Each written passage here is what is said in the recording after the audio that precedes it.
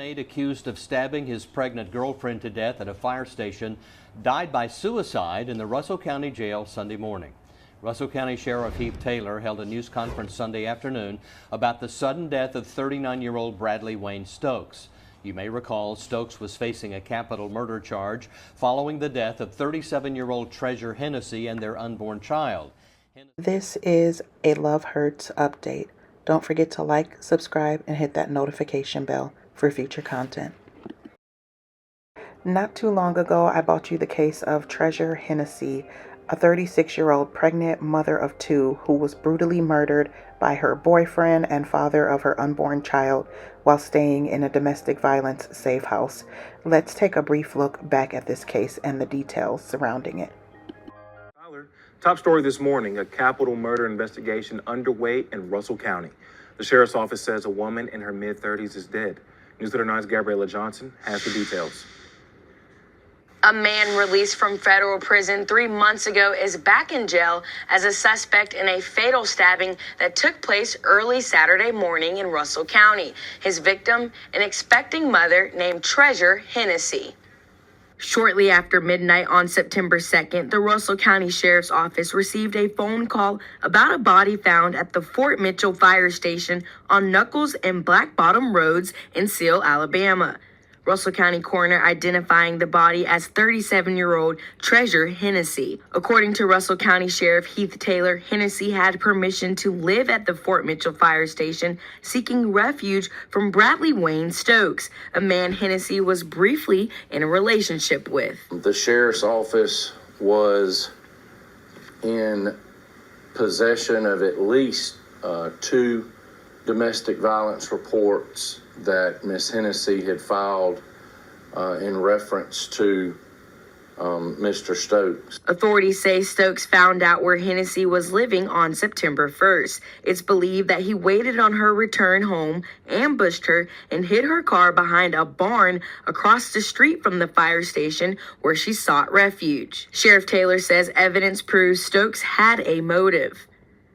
He felt like Miss Hennessy was going to sign a warrant for domestic violence on him, which would violate his probation and send him back to prison for the remainder of his sentence. June 2nd, Stokes was released from federal prison after serving 14 of a 16-year sentence for pleading guilty to federal gun charges and manslaughter, the victim then being his ex, Crystal Bailey. Stokes was arrested Saturday after attempting to elude from Muskogee County Sheriff deputies who received details about his location in Columbus. An extradition hearing for Stokes to be transported back to Russell County from Muskogee County Jail is expected to occur within the next few days. Sheriff Taylor says capital murder in the state of Alabama means that a suspect is eligible for the death penalty if proven guilty.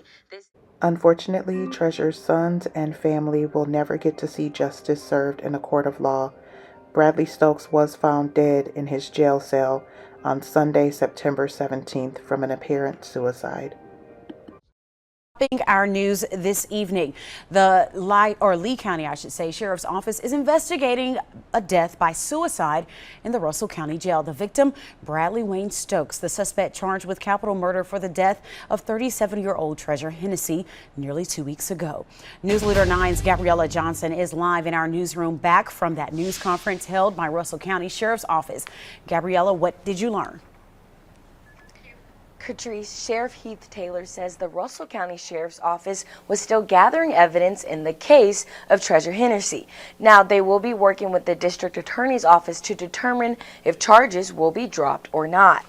39-year-old Bradley Wayne Stokes was in the Russell County Jail for 11 days before investigators say he took his own life early Sunday morning. Stokes was placed on suicide watch back on September 6th. This is procedure because of his capital murder charges, which could have led to a life sentence, coupled with his former time in federal prison. He was taken off of watch September 9th after a psychiatrist cleared him. Around 11 Saturday night, Officers checked in on Stokes and did not see anything alarming at the time. Sheriff Taylor says they know he was on the phone with the girlfriend for an hour around midnight, sent a text to his mother around 1:20 in the morning. Around 1:30, officers found him suffering from strangulation. They tried to do CPR with no success. Anytime this occurs, it's bad on the family, it's bad on us. Obviously we don't like it, but I don't know that there was anything that could have prevented it from looking at everything that occurred. Taylor says a note was taped on the wall of Stokes' cell by a Band-Aid, but they did not reveal the details of what that note said. Taylor says in his 36 years as sheriff, this is the third death by suicide involved in a capital murder case.